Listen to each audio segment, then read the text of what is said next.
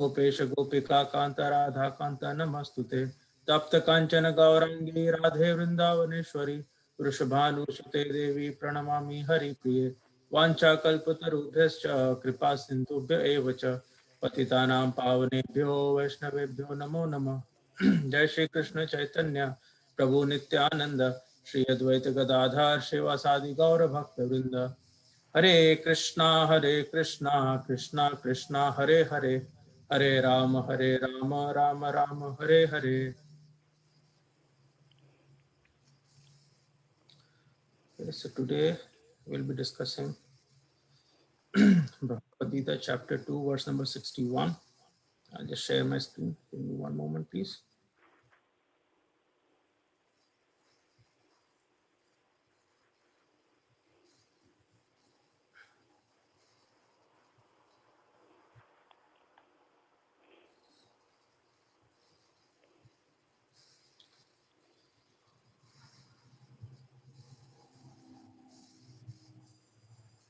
Okay. Let me know when you all can see my screen.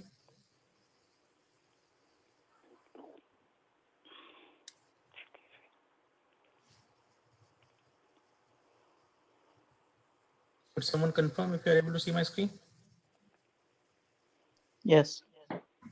Okay. So I'll start with a recitation of the verse.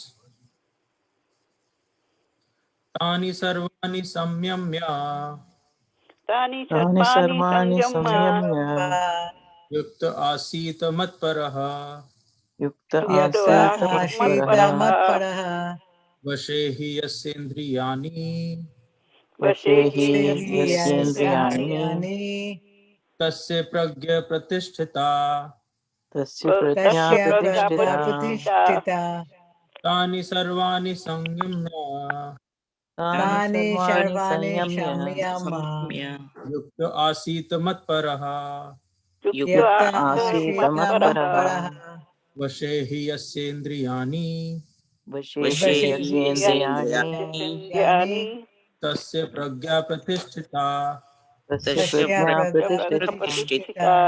तानि सर्वाणि संयम्य तानि सर्वाणि संयम्य युक्त आसीत मत्परः युक्त आसीत मत्परः वशे हि यस्येन्द्रियाणि वशे हि यस्येन्द्रियाणि तस्य प्रज्ञा प्रतिष्ठिता तस्य प्रज्ञा प्रतिष्ठिता। तानि सर्वाणि संयम्य तानि सर्वाणि संयम्य युक्त आसीत मत्परः युक्त आसीत मत्परः वशे हि यस्येन्द्रियाणि वशे हि यस्येन्द्रियाणि तस्य प्रज्ञा प्रतिष्ठिता। तस्य तस्य प्रज्ञा प्रतिष्ठिता। तानि सर्वाणि संयम्य तानि तानि सर्वाणि संयम्य युक्त आसीत मत्परः युक्त आसीत मत्परः वशे हि यशेन्द्रियाणि वशे वशे हि हि यस्येन्द्रियाणि तस्य प्रज्ञा प्रतिष्ठिता। तस्य तस्य प्रज्ञा प्रज्ञा प्रतिष्ठिता प्रतिष्ठिता। तानि सर्वाणि संयम्य तानि सर्वाणि संयम्य युक्त आसीत् मत्परः युक्त युक्त आसीत आसीत मत्परः वशे हि यश इन्द्रियाणि वशे वशे हि यस्येन्द्रियाणि तस्य प्रज्ञा प्रतिष्ठिता। तस्य तस्य प्रज्ञा प्रतिष्ठिता। तानि सर्वाणि संयम्य तानि तानि सर्वाणि संयम्य संयम्य युक्त आसीत मत्परः युक्त युक्त आसीत आसीत मत्परः मत्परः वशे हि यस्येन्द्रियाणि वशे वशे हि हि यस्येन्द्रियाणि यस्येन्द्रियाणि तस्य प्रज्ञा प्रतिष्ठिता। तस्य तस्य प्रज्ञा प्रज्ञा प्रतिष्ठिता। प्रतिष्ठिता। Synonyms: Tani, तानि those senses. Those senses. Sarvani, सर्वाणि सर्वाणि all. all. All. Samyamya, Samyamya, Samyama, keeping under control. keeping keeping under under control. control. Yuktaha, Yukta, Yuktaha, engaged. engaged. Asit, Asit, Ashita, should be situated. should be situated. situated. Matparaha, Matparaha, Matparaha, in relationship with me. in in relationship with me. relationship Relationship with me. Vashe, Vashe, Ashe, in full subjugation. in full in full subjugation. subjugation. He, He, He, He. certainly. certainly. certainly. Yasya, Yes, Yes. yeah. Yeah. one whose. One One who whose Whose Indriyani, Indriyani. Indriyani, senses. senses. senses. Tasya, Tasya, Tasya. his. his. His. His Pragya, Pragya. consciousness. Consciousness. Consciousness. Pratisthita, Pratishtita, fixed. Fixed. Fixed. Translation and purport by His Divine Grace, A.C. Bhaktivedanta Swami Srila Prabhupada. Srila Prabhupada ki jai. One who restrains senses, keeping them under full control, and fixes his consciousness upon me, is known as a man of steady intelligence. Purport: that the highest conception of yoga perfection is Krishna consciousness is clearly explained in this verse. And unless one is Krishna conscious, it is not at all possible to control the senses. As cited above, the great sage Durvasa Muni picked a quarrel with Maharaj Ambarish, and Durvasa Muni unnecessarily became angry out of pride and therefore could not check his senses. On the other hand, the king, although not as powerful a yogi as the sage, but a devotee of the Lord, silently tolerated all the sage's injustices and thereby emerged victorious. The king was able to control his senses because of the following qualifications, as mentioned in the Srimad Bhagavatam 9:4-18-20. Savaimana Krishna Padaravindayor Vachansi Vaikuntha Gunanuvarnane Karo Harir Mandir Marjanadisho Shrutim Chakar Chuti Satkatho De Mukund Lingalaya Darshane Drisho Tadbritya Gatra Sparshenga Sanghamam घ्राणं च तत्पाद सरोज सुरभे श्रीमत् तुलस्या रसनाम तद अर्पिते पादौ हरे क्षेत्र पदानुसर्पणे शिरो Rishikesh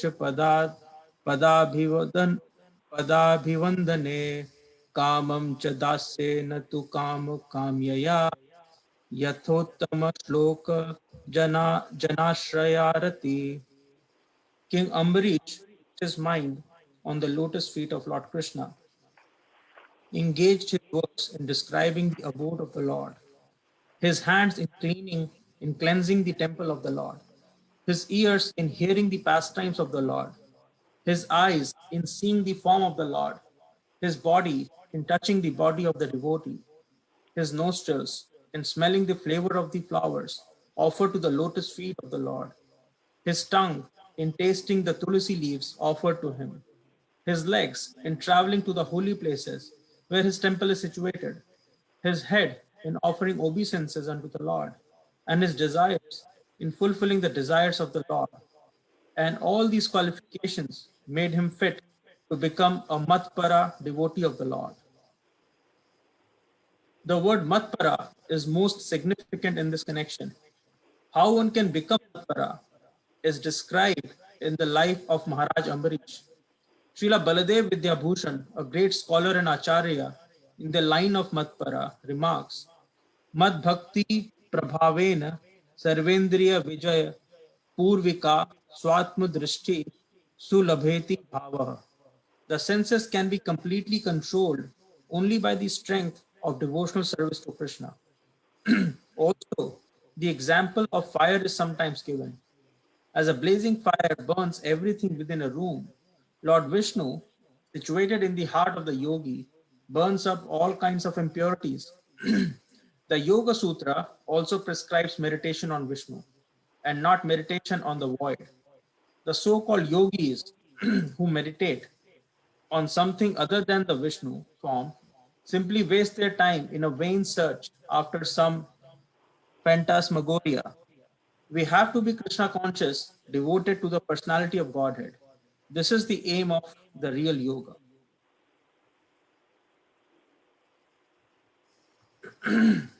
Namam Vishnu Padaya Krishna Pisthaya Bhutale Srimati Bhakti Vedanta Swami Namine. Namaste Saraswati Deve Gaurvani Pracharine Nirvishe Shunyavadi Paschadeshtarne. I'll read the translation once again. One who restrains his senses, keeping them under full control, and fixes his consciousness upon me is known as a man of steady intelligence. So this again here is a nice verse about controlling of the senses. Actually, starting from verse 259, Krishna is primarily focusing on controlling the senses, right? And there, Krishna says in verse number 259 that it is not possible to control the senses by force, right? You have to make the senses taste the higher taste. Ras varjam rasopi asya param drishtva nivartate. Krishna is saying, right? Vishaya vinivartante niraharasya dehina ras varjam rasopi asya param drishtva nivartate, right? So basically, sometimes there is a school of thought, particularly Nirvisheshvad and Shunyavad, right? Impersonalists and voidists, right? They focus a lot upon depriving the senses from the sense objects. And Krishna very clearly says that rasvarjam rasopiyasya param drishtva nivartate. Although we can force the senses, varjan, right? Rasvarjam. Varjam or varjit means to forcefully deprive the senses of the rasa or the sense objects, right? Or the nectar that the senses find by engaging with the sense objects, right? Ras varjam rasopi asya param drishtva nivartate, right? Although you may deprive the senses, but the taste for sense gratification, that still stays, right? So forcefully you may kind of artificially avoid doing something, right? Whatever you may be addicted to, right? You can force yourself to give up that object of sense gratification, but simply the process of deprivation does not help, because the senses need to be engaged in an activity that provides a higher level of satisfaction. And that is the true process, right? And then in the next verse, 260, basically just the previous verse from what we are reading today, Krishna says that it is very, very difficult for anyone to forcefully control the senses, right?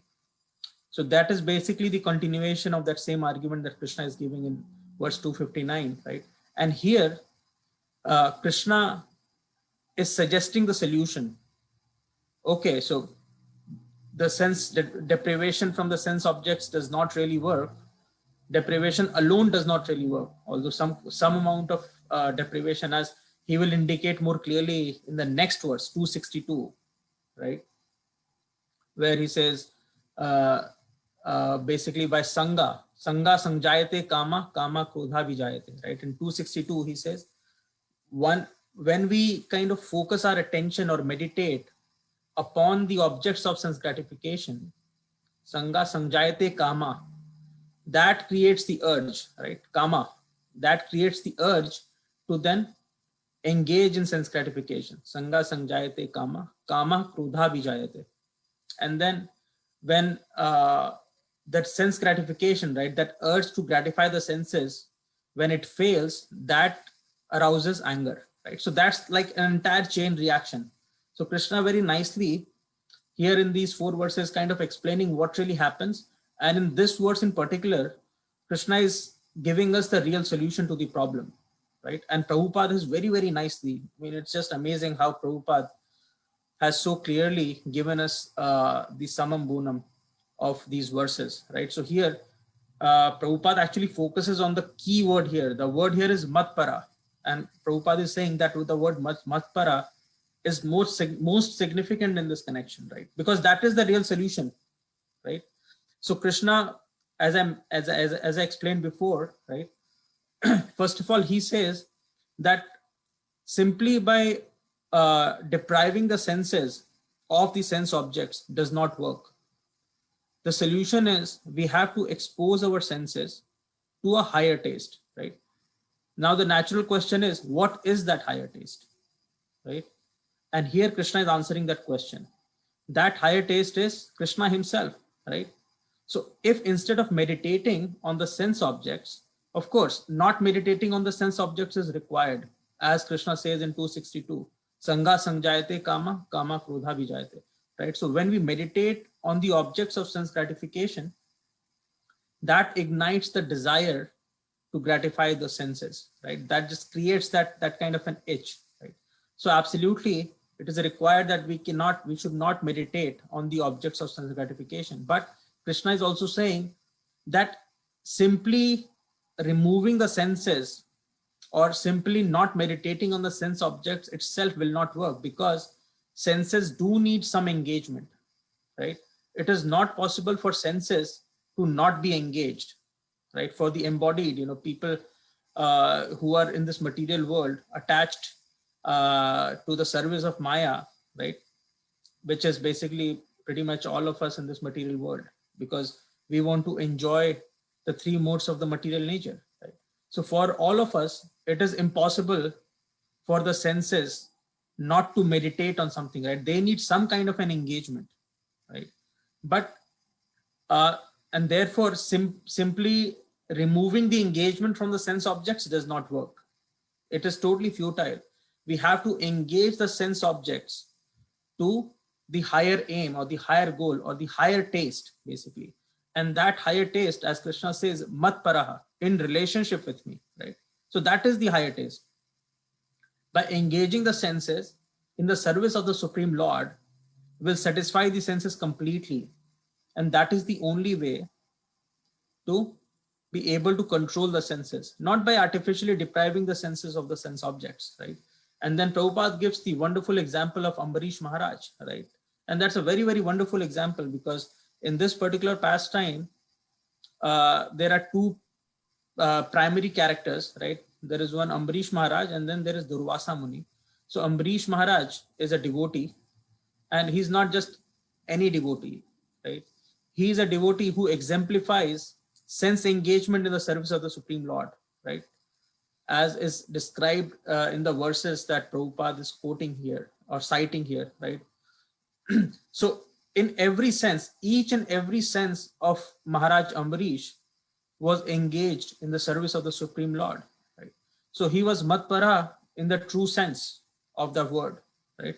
He was basically living the true purport of the word, matparaha. So that's Ambarish Maharaj. And on the other side, we have Durvasa Muni, who was basically a yogi. He wasn't really a devotee, right? So he was a sage who was doing a yogic meditation. So when the situation arises, right? So basically what happens is, I'll just tell us the pastime in brief.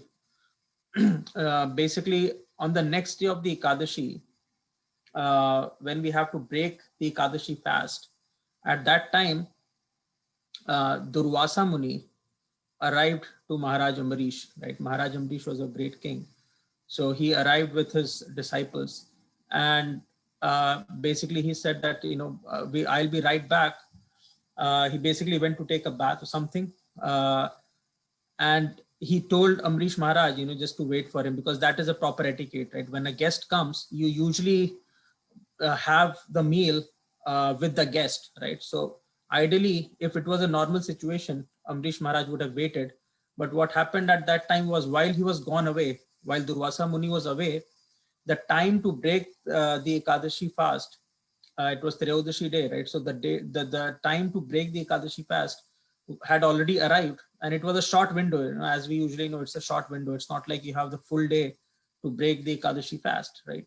So during that time, it is important for one to break the fast, right? And because Ambarish Maharaj is a devotee of the Supreme Lord, he observes all the Ekadashi, right? So he was in a great dilemma, like, what should I do? So he consulted with the other sages in his kingdom, and everyone suggested that you should break the fast using water, right? So just have some water, because having water is like breaking the fast, but at the same time not offending the guest, right? Because it's not really that you're eating something, you're simply having some water.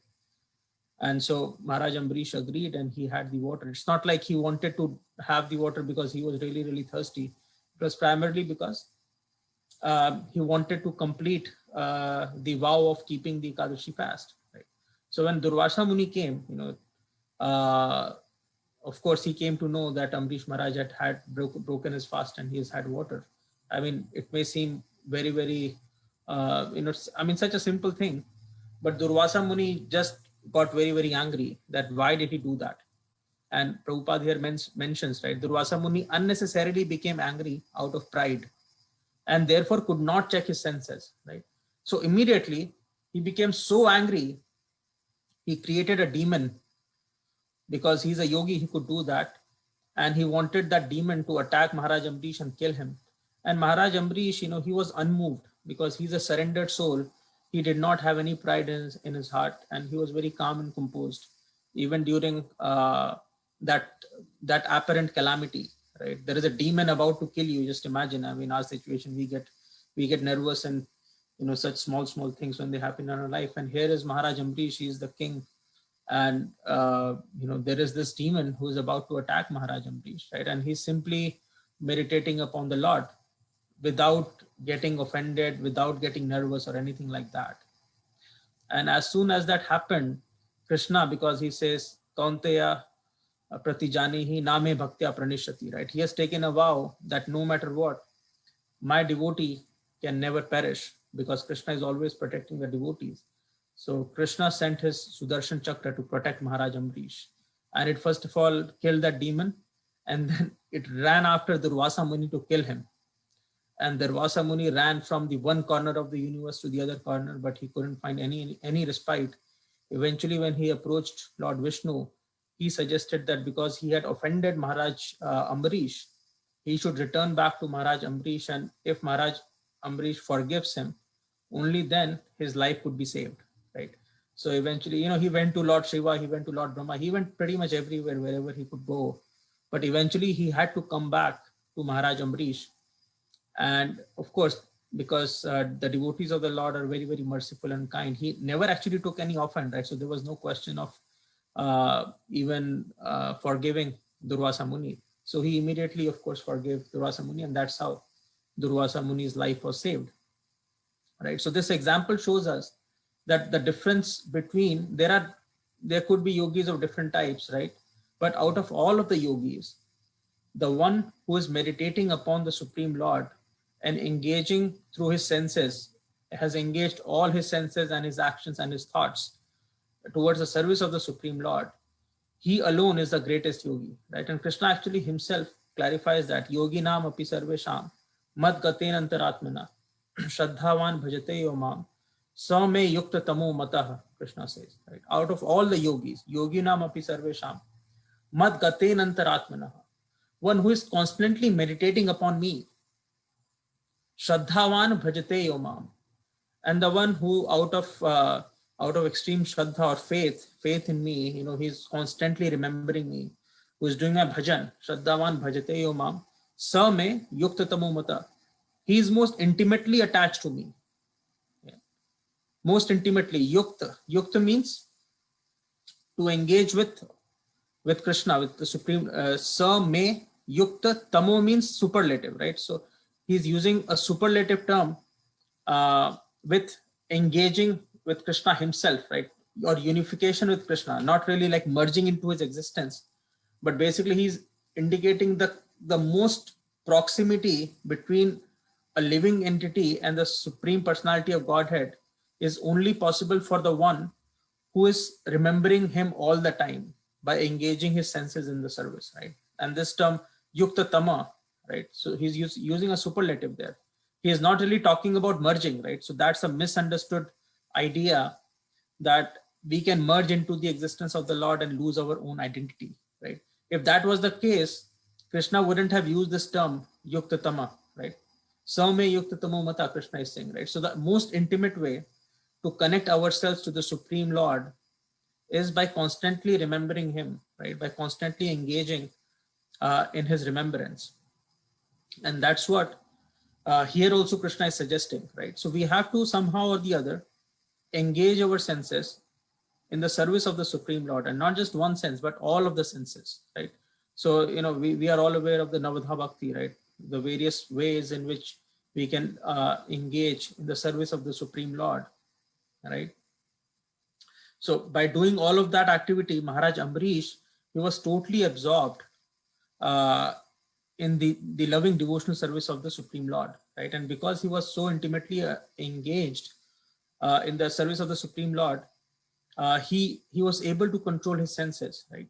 But on the other side, Durvasa Muni, although he is a great yogi and he has been performing the yogic meditation for so long, but still because of that ego, right, that pride, the false pride, it did not allow him to control his senses, and that caused the anger to be that basically created anger in his heart, right? As Krishna says in the following verse, the one that we were just discussing, right? So when we meditate on the sense objects, that creates kama, sanga sanjayate kama, kama krodha vijayate.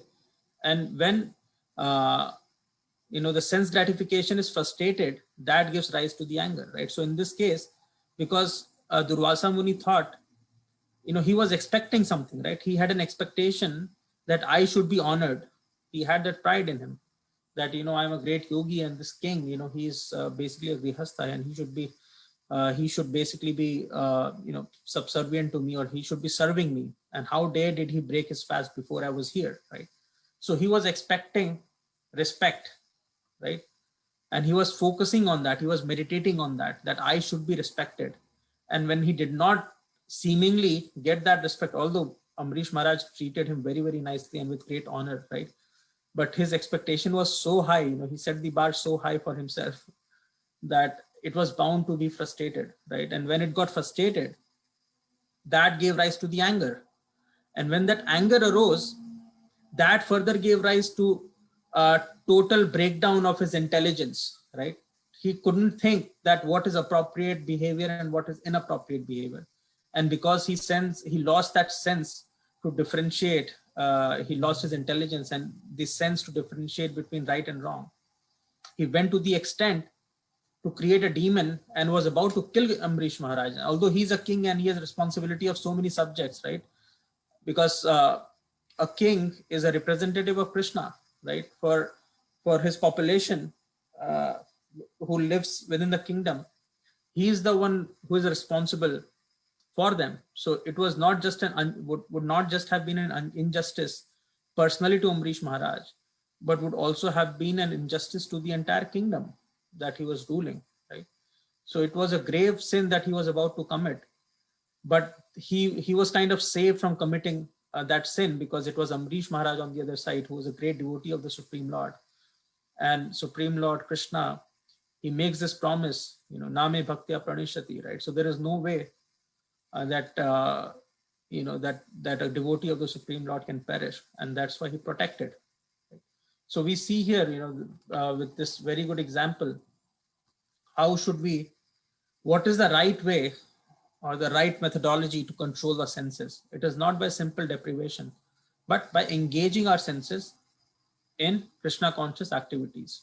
Right? And Krishna says that many other places, Yat karoshi, yad ashnoshi, yad juhosi, dadasi, yat tapasyasi kaunteya, tat kurushva madarpanam, Krishna says, right? So basically, whatever we do, yat karoshi, whatever we do, yad ashnoshi, whatever we eat, yad juhosi, dadasi, yat, right? So whatever we offer, yad juhosi means whatever we offer, dadasi, yat, and whatever we give out as charity. So yat karoshi, yad ashnoshi, yad juhoshi, dadasi, yat tapasyasi kaunteya, right? And whatever austerities we do, tat kurushva madarpanam, offer all of that to me, right?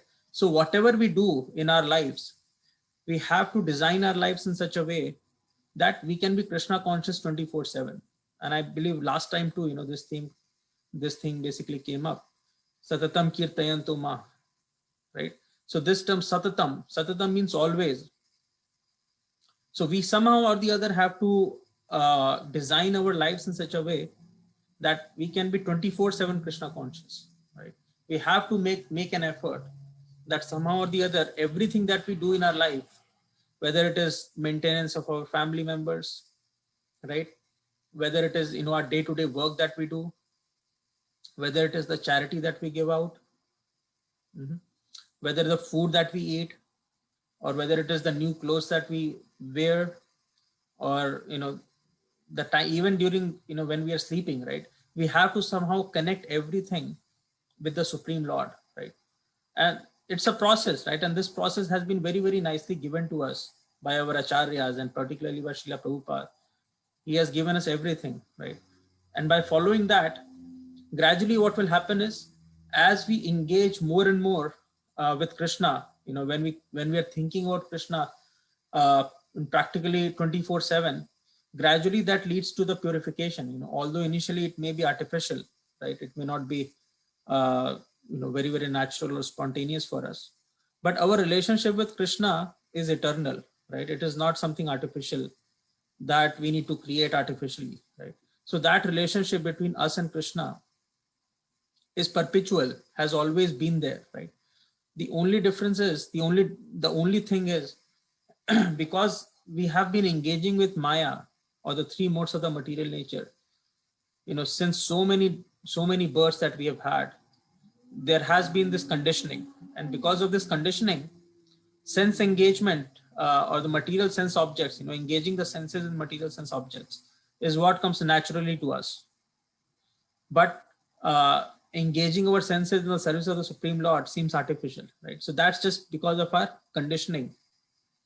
But but when we engage, even though artificially, that's what is sadhan bhakti. So sadhan bhakti essentially means this, right? We have to adopt some sadhan, we have to adopt some means and methods to engage ourselves, so that we can gradually become purified, right? And when we gradually become purified, then we can kind of spontaneously associate with Krishna, right? So initially it will be a little bit superficial, right? And that's why so many methods and means have been given to us. That's the sadhan bhakti. And when we engage by adopting those sadhans, or the means and the methods that have been provided to us, or the rules and regulations and the regulative principles, right? Whatever is favorable and whatever is unfavorable, right? All of those have been laid out in great detail for us by our acharyas, and particularly by Srila Rupa Goswami Pad in Updeshamrit, right? He lays out everything that we should do that is favorable for engaging in devotional service, and everything that is not favorable, right? So all of our acharyas, they have laid, and just imagine 500 years ago, I'm not even sure if there was paper at that time, right? But to be able to kind of put together all of those thoughts so accurately, so that all of us can benefit, right? So they went through a great deal of pain. If we look at the lives of our acharyas, we are hardly doing anything. I mean, they left, they came from such illustrious families, particularly Sri Sanatan Goswami, Rupa Goswami Pad. All of them, they came from, their ancestors were all kings. They came from South India. And even during the Mughal era, when the Mughals, they ruled India, they were in Bengal, and they were actually engaged as ministers during the time of the Mughal period, right? So they were very, high-ranking officers, actually, ministers, and they were materially very, very well-to-do, very, very opulent, but they gave up everything and just completely followed and dedicated themselves towards Lord Sri Chaitanya Mahaprabhu. And they took so many hardships. At that time, it was so difficult. Just imagine to travel from Bengal to Vrindavan, when there were no trains, no buses, nothing like that, right? It used to take months, because you have to travel on feet, cross so many jungles, forests, mountains, and then reach Vrindavan. So they took so much effort and gave up everything, right? After giving up everything, and there too, it's not like they made a very, very comfortable ashram for themselves and lived, right? They used to stay under one tree only one night and move to the next one, right? and completely dedicated themselves towards following the instructions of Sri Chaitanya Mahaprabhu. Mahaprabhu instructed them to write those scriptures where, the teachings that Mahaprabhu gave them, he requested our Shat Goswamis to codify them in the form of these scriptures that they gave us, right? The literature that they provided to us. And they very diligently did their duty. Although the Supreme Lord himself was there and Mahaprabhu was actually residing for a good amount of time in Jagannath Puri, right? If they wanted, they could have just stayed in Jagannath Puri, because the very object of their worship is here on this material world at that time during doing all sorts of his pastimes.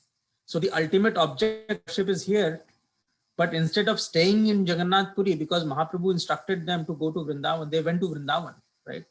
So such is the mood of the devotee, especially in our sampradaya. We have to understand the mood, right? We don't even desire to live with Krishna. The only desire is to serve Krishna, just to follow what he wants. And that is the epitome of the love, the loving relationship. That is the epitome. Ashlisheva padartam pinastu mam, right? You adopt me or you reject me, I don't really care. All I want is to be engaged in your loving service. Yatha tatha vavidhatu lampato mat prana nasastu saeva naparaha, right? I cannot, there is no other master but you. I only know you, right? So the standards that our acharyas have set for us in our sampradaya, they are very, very high, right?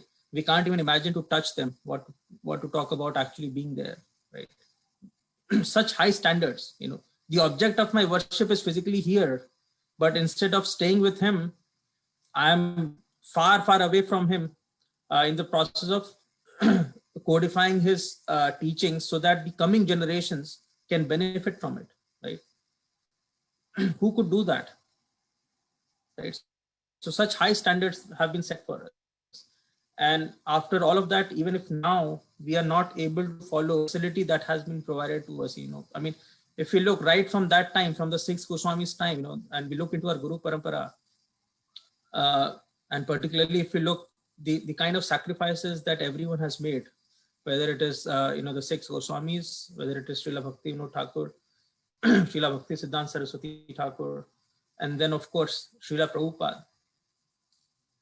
They all took so much pain, and eventually from Mahaprabhu's time till Srila Prabhupada came, all of those teachings, there were so many, we have seen such great, very, very difficult times, Gaudiya Vaishnavism was almost on the verge of extinction, but it was, it was kind of revived by our acharyas, by the great efforts of our lineage, and we have to be very, very proud of that. It is the effort of Srila Bhakti Vinod Thakur, Bhakti Siddhanta Saraswati Thakur, and eventually Srila Prabhupada that we see the movement growing so nicely, right? And even now, if we are not able to avail of all of these facilities that have been provided to us, then there cannot be a bigger misfortune for us, right? Otherwise, who could have imagined, sitting in nice, comfortable homes in the US, we are able to practice Krishna consciousness. Whenever acharyas, they used to stay under a tree just for one night in such harsh circumstances, without any clothes, nothing, right? So they have taken great amounts of pain and they have, because of those pains that they have taken on our behalf, we have been provided such nice facility, such nice scriptures. Prabhupada has created such a nice society where, people who have a little bit of an inkling towards Krishna consciousness, we all can come together and, do Krishna Katha.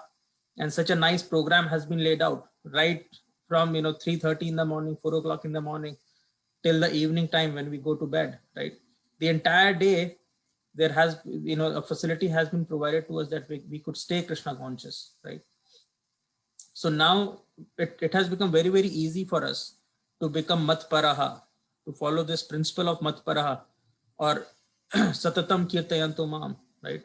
To be constantly engaged in the loving devotional service of the Supreme Lord. There couldn't have been a better time for us to be Krishna conscious 24/7. Once our life is a little bit balanced, we have achieved a certain amount of material stability, we should completely kind of dedicate ourselves to make sure, and we have to be intelligent and smart about it, and for the instructions that have been provided to us by our Guru and by our acharyas, right? We have to be smart about it and just focus on this idea that, now that we have some amount of material stability, although Krishna consciousness does not really depend upon all of that, but it is a congenial situation that we have, right? So we have to somehow make the best use of this situation and try to design our lives in such a way that we can constantly remember Krishna in every situation. And no matter what activity we do, whether we are having our food, we can just simply offer the food to Krishna before we have it ourselves. And we can think about our family members as not directly associated with us, but they are a responsibility that have been provided to us by Krishna himself. So it is our responsibility to make them Krishna conscious, right? To engage them in Krishna consciousness. So we should look at them as they are our family members because they are also related to Krishna and we are also related to Krishna, right? And if we can serve them in that mood, then indirectly, directly, we are serving the Supreme Person, right? So somehow or the other, we have to start to think that way, that whatever we are doing in our lives, the entire objective is to be engaged in the loving service of Krishna. And initially it can be superficial, but by practice, right? Abhyasena tu kaunteya vairagyena cha grihate, Krishna says, right? Abhyas and vairagya, those two things are important. Practice and detachment, right? So by practice and detachment, when those two things happen over a period of time, gradually, and if we are kind of diligent about it, gradually that purification process is so strong, it is so powerful that by following this sadhana marg, eventually we will reach a stage where we can spontaneously be Krishna conscious, right? So till that time, we have to be very, very alert, right? So that we can reach that stage of spontaneously be Krishna consciousness, spontaneously be Krishna conscious. And entire facility has been given to us. So we have to be very, very careful now that this facility has been provided. And we somehow have to focus on this idea that, Krishna consciousness is not something that could be done on a part-time basis. It's not a part of life. It has to be the center of our lives, right? And everything else needs to be centered around Krishna consciousness. That is the only way it works, right? And when we do that, everything else automatically kind of will eventually fall in place, right? So somehow or the other, we have to design our lives in such a way. And there are many people, who have been able to do that successfully. And for all of us who are trying, we have to try and eventually reach and kind of plan it out in such a way that it could be done, right? And the sooner would be better. And the more we could practice, the more we can assimilate, and the sooner we can kind of reach that stage where it can become spontaneous for us rather than, being superficial or forced. So at 7:46, I'll take a pause here and see if there are any questions or comments.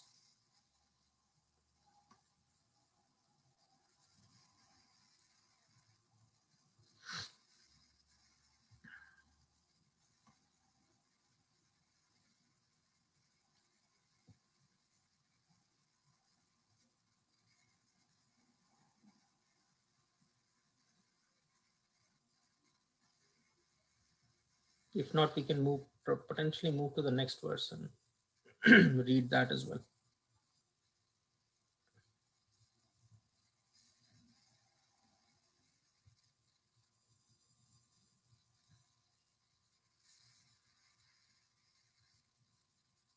Okay, then let me also quickly read, because we already touched upon this verse 262. So we can actually read this one. I'll just read the verse one time and then we can directly go through the translation and purport. Dhyato vishayan pumsa sangashteshu vajayate sangat sanjayate kamaha kamat krodha bhijayate.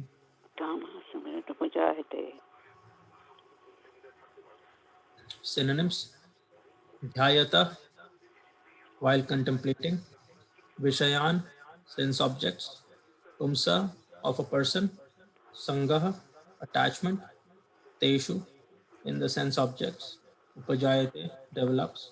Samgat from attachment. Sangjayate develops. Kamah desire. Kamat from desire. Krodha anger. Abhijayate becomes manifest. Translation.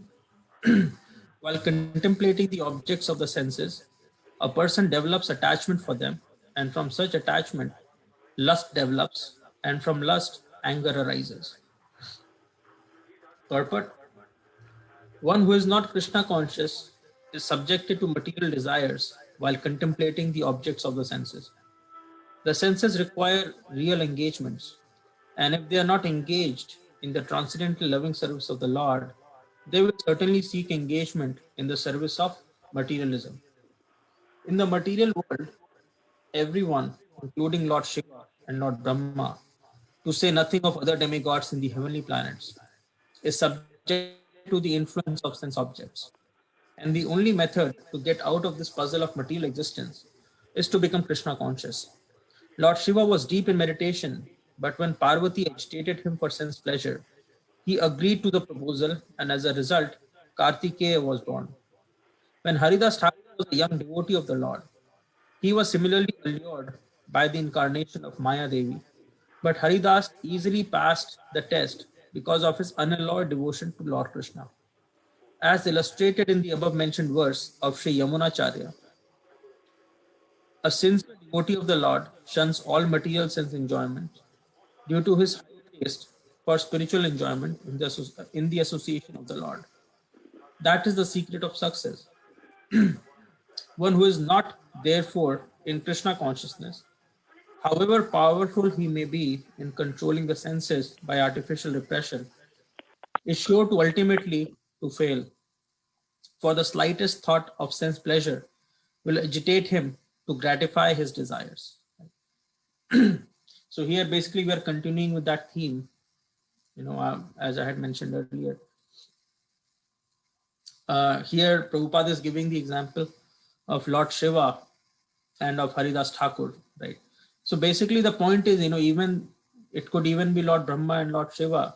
Everyone who is in this material world is subjected to the objects of sense gratification, right? No matter who he is, everyone is subjected, and the only way to escape the allurement is if we can be constantly engaged in the service of Krishna, right? So although Lord Shiva, he is not really he's not really a Jiva Tattva. He's somewhere between. He's more like the example that is used is the difference between Krishna and Shiva is like that between milk and the yogurt, right? So although yogurt and milk are different, but they are also non-different at the same time, right? Because yogurt, it comes out of the milk, so it's basically the source of the yogurt is milk. In that sense, you could say that basically they are the same, but they are also different, right? So Shiva, many times the devotees of the Lord, and he is the greatest devotee of the Lord, Lord Shiva, they do so many different pastimes for so many different reasons, right? Sometimes to give us a lesson, right? But Haridas Thakur, as we know, he is a young devotee of the Supreme Lord, and he is constantly engaged in remembering the Supreme Lord. That's why we call him Namacharya, Namacharya Srila Haridas Thakur, right? But because he's constantly engaged in the service of the Supreme Lord by chanting his holy names, he was not allured when a prostitute came to agitate him, right? He was able, and not just he was able to save himself, but Haridas Thakur even saved that prostitute, because she eventually got inclined towards chanting the names of the Supreme Lord, right? So such is the potency of engaging the senses in the service of the Supreme Lord, and that is the only way through which we can kind of avoid the desire to gratify our senses, right? So forceful control does not really work. And that is pretty much the only way, right? And here actually Krishna also suggests what really happens, right? So contemplating the objects of the senses, a person develops attachment for them, and from such attachment, lust develops, right? And then eventually, that lust gives rise to anger. So many people actually, there are so many classes around anger management, but until and unless we understand the root cause of anger, how would you really manage that? I mean, you can manage that, but it's very, very difficult to curb anger, right? So therefore, we have to first of all find out the root cause of anger, and here Krishna is giving us the root cause of anger, right? So basically, what happens is we contemplate upon the objects of the senses, and when we do that, we develop an attachment towards them, and when that attachment gets frustrated, somehow we are not able to cater to that attachment. That eventually gives rise to anger, right? So that lust gives rise to the anger. So somehow or the other, we have to kind of nip the problem when it's a bud. So for us to be able to control the anger, or to be able to, we have to make sure that our senses are not contemplating on the sense objects, but they are always contemplating towards the service of the Supreme Lord. And we do that. That's the only way we can control our senses. And by controlling the senses, when we are not contemplating on the sense objects, when we have the lust in our control, then there is no question of anger arising. And even if there is some anger, there are ways that have been defined, that have been described to engage even our anger in the service of the Supreme Lord, right? So if someone is blaspheming the Supreme Lord and his devotees, we should kind of channelize our anger towards that. And there are examples, Lord Hanuman, when he went to Lanka, right? He's such a great devotee of the Supreme Lord, always thinking about serving Lord Ramchandra, right? Who could be a better devotee when it comes to the Dasya Bhav than Lord Hanuman? So Lord Hanuman is always constantly thinking about Sri Ram. So when Sri Ram engaged Lord Hanuman to go to Lanka and find the whereabouts of Mother Sita, he goes there, and of course he finds Mother Sita, and he basically reassures Mother Sita that Lord Ram is there, and he will now know that you are here, and he was just waiting for this information to be passed on to him, and he will very, very soon launch a mission to rescue Mother Sita from Lanka. And that was very, very reassuring for Mother Sita. But while he did that, he also was angry, right? Because the king of Lanka, Ravana, had violated, had offended Mother Sita, right? And Mother Sita is a great devotee of Lord Ram. So he was definitely not feeling very good about it, and he was angry.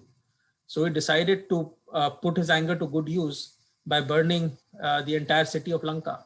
And not just he burned the entire city of Lanka, but he also found out so many loopholes in the overall preparation of the Lanka, strategic loopholes that eventually helped the army of Lord Ramchandra to win that war decisively, right? And he used that anger very, very constructively. Similarly, we have to be very, very smart in using even our anger. Although, anger usually comes in the mode of ignorance, right? When we are angry, we are in the mode of ignorance, but a devotee is so smart that he can utilize even anger in the service of the Supreme Lord. And by doing that then becomes an act of Krishna consciousness, right? So this is also a very good example. How can we be constantly remembering Krishna, right? If we can utilize even our anger, the propensity, everyone has this propensity to get angry, right? But even if we can use this propensity to get angry into the service of the Supreme Lord, that means that we are constantly engaged in the service of the Supreme, right? So we have to learn from the devotees. There are so many devotees of the Supreme Lord, and they are so smart because they're constantly engaged in Krishna's service, that Krishna provides them that intelligence. And when he provides that intelligence, they know what to do, right? So when we reach a certain stage, Krishna is there, he's always guiding us. He's basically our guiding light. And if the effort from our end is sincere, both of those things work together. We have to make our effort, but eventually we attain perfection only by mercy. So both have to happen. Just like one example is a baby and the mother, right? So a baby has to cry to let the mother know that I want the milk, right? So the baby, she has to make an effort. She has to cry. She has to go to the mother. She has to kind of let the mother know that, you know, I'm really hungry, right? So she cries, she approaches the mother, and eventually the mother lifts the baby. But a baby cannot be breastfed till the mother actually does that, right? So a mother has to initiate that action to breastfeed the child. A child cannot do that, right? She cannot do it.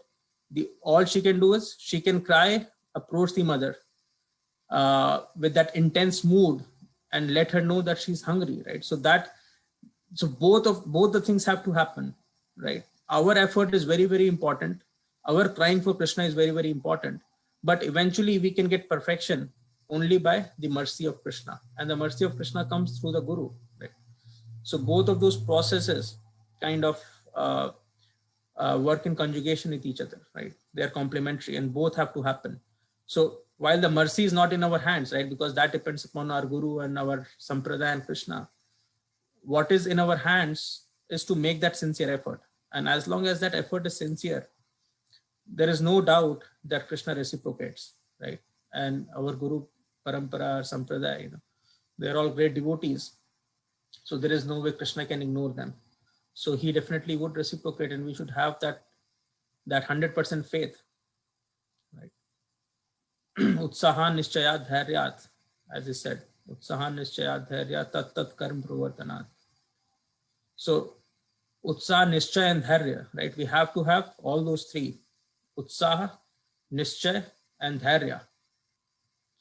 So we have to have that conviction that Avashya Rakhi be Krishna, you know, Krishna will definitely protect, and Krishna will definitely reciprocate as long as our efforts are sincere. Right? So we have to make that sincere effort, and we make that sincere effort, eventually the mercy will also come, and the both of the things have to combine for us to attain the final goal, right? So that's how it works. So it's 7, it's actually 8 o'clock. If there is any questions or comments on this one, we can just take very quickly.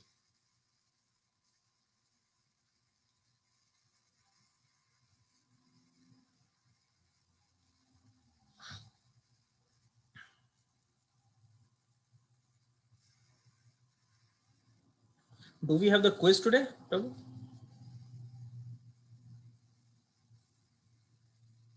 I'm not sure if Prasaraj Prabhu is here in the meeting.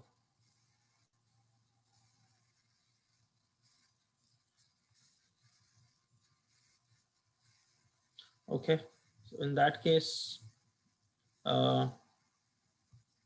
will pay obeisances to all the assembled devotees. Vancha kalpatarubhyascha kripa sindhubhyev cha patitanam pavanebhyo vaishnavebhyo namo namah. Anant Koti Vaishnavrinda Ki jai, Srila Prabhupada ki jai, jai. Abhiram Prabhu ki jai. Prabhupada ki jai. Thank you all so much. Hare Krishna. Krishna, everyone. Thank you, Prabhu Thank you, ji, Mataji. Prabhu ji, for a nice lesson. Thank you, Mataji.